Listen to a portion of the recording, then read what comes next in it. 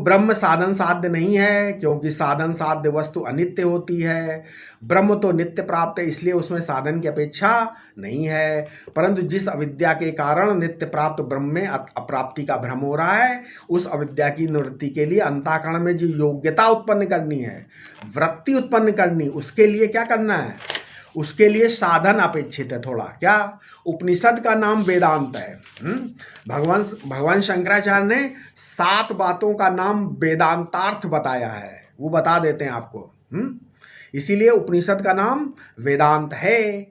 7 बातें कौन सी है? इन वेदांतार्थों के निर्णय में श्रुति ही प्रमाण है, और ये 7 बातें श्रुति प्रमाण है। क्यों? पहला, वेदांत का अधिकारी साधन संपत्ति से युक्त और मुमुक्षु ही वेदांत का अधिकारी है। इसमें श्रुति है क्या? शांतो दांत उपरति इत्यादि श्रुतियां हैं। दूसरा, गुरुपसत्ति है। श्रुति कहती तद विज्ञानार्थ सा गुरुमेवाभिगच्छेत, मुंडकोपनिषद।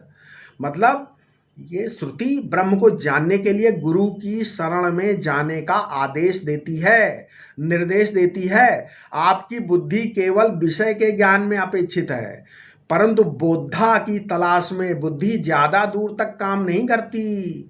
इस त्रिपुटी को छोड़कर जो ब्रह्म है, तो इस त्रिपुटी के निषेध के लिए आपको गुरु चाहिए। साक्षी की अपरिच्छिन्नता का बोध विषय के रूप में विषयत्वेन नहीं होगा, इसलिए अलग से कोई प्रमाण आपको चाहिए ही।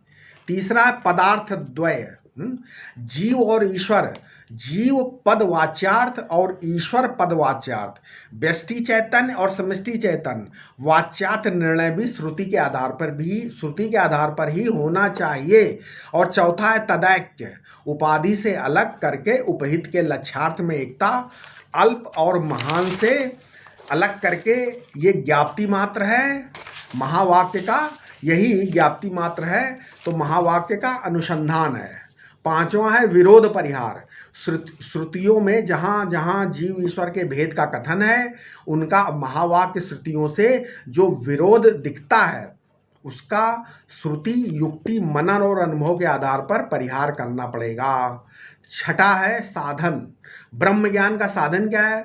प्रमाण प्रमेय विचार, श्रुतियों में जो अनेक साधनों का वर्णन है, उसका अधिकारी और साध्य की दृष्टि से समन्वय, ब्रह्म जिज्ञासा पद का लक्ष्य यही साधन विचार है। और सातवां फल है संसार के बीच अविद्या की निवृत्ति तथा ब्रह्म प्राप्ति, इसका फल है।